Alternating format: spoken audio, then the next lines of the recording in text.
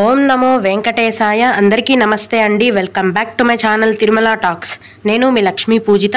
తిరుమల యొక్క డైలీ అప్డేట్స్కి స్వాగతం అండి. తిరుమల దర్శనానికి సంబంధించిన లేటెస్ట్ అప్డేట్స్ కోసం మన ఛానల్ యొక్క టెలిగ్రామ్ గ్రూప్లో మరియు వాట్సాప్ ఛానల్లో జాయిన్ అవ్వగలరు. వాటి యొక్క లింక్ అనేది ఈ వీడియో కింద డిస్క్రిప్షన్లో మరియు కామెంట్ సెక్షన్లో ఇవ్వటం జరిగింది.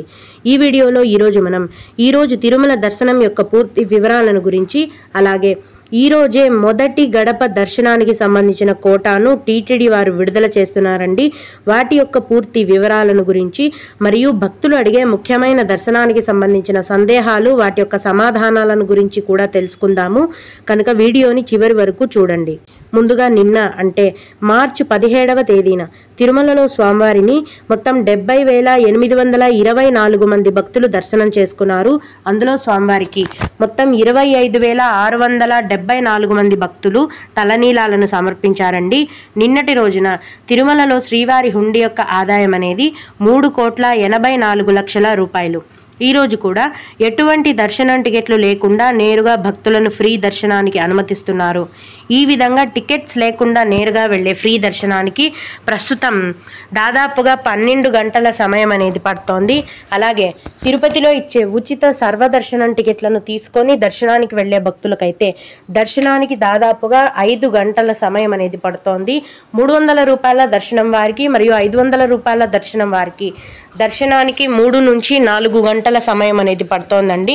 రోజులాగే ఈ రోజు కూడా చిన్న పిల్లల యొక్క సుపదం ఇన్ఫాంట్ దర్శనం అనేది కొనసాగుతోంది. అలాగే విఐపి బ్రేక్ దర్శనం కూడా యథావిధిగానే కొనసాగుతోంది.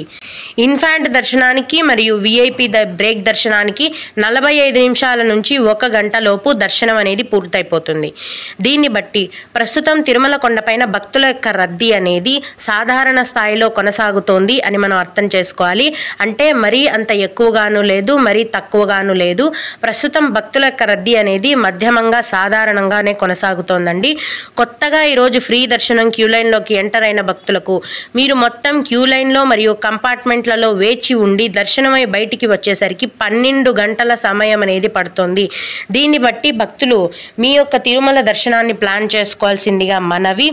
ఇప్పుడు టీటీడీ వారి నుంచి కొత్తగా వచ్చిన సమాచారం ఏంటంటే 2025 జూన్ నెలకి సంబంధించిన ఆర్జిత సేవల యొక్క సేవా ఎలక్ట్రానిక్ లక్కీ డిప్ని మార్చి 18వ తేదీన అంటే ఈరోజు ఉదయం 10 గంటల నుంచి మార్చి 20వ తేదీ ఉదయం 10 గంటల వరకు టీటీడీ వారి అఫీషియల్ వెబ్సైట్లో ఆన్లైన్లో ఓపెన్ చేస్తున్నారండి. ఇందులో మీ పేర్లను అప్లై చేసుకుని సెలెక్ట్ అయితే కనుక స్వామివారిని మొదటి గడప నుంచి అంటే అతి దగ్గర నుంచి దర్శనం చేసుకునే అవకాశం అనేది ఉంటుంది. సేవా ఎలక్ట్రానిక్ లక్కీ డిప్ అంటే ఏంటంటే తిరుమల ఆలయంలోని గర్భగుడిలో స్వామివారికి కొన్ని అరుదైన సేవలు చేస్తారండి. అవేంటంటే సుప్రభాతం, తోమాల, అర్చన మరియు అష్టదళ పాదపద్మారాధన సేవలు. ఈ సేవలకి నార్మల్ బుకింగ్ అనేది ఉండదండి. ఈ విధంగా లక్కీ డిప్ అనేది మీరు అప్లై చేసుకోవాల్సి ఉంటుంది. లక్కీ డిప్ అంటే లాటరీ సిస్టమ్ లాగా అన్నమాట. మన పేర్లను అప్లై చేసిన తర్వాత టీటీడీ వారు డిప్ వేయడం జరుగుతుంది. అందులో భక్తులని ఫలానా సేవకి ఫలానా డేట్కి టీటీడీ వారే సెలెక్ట్ చేస్తారనమాట.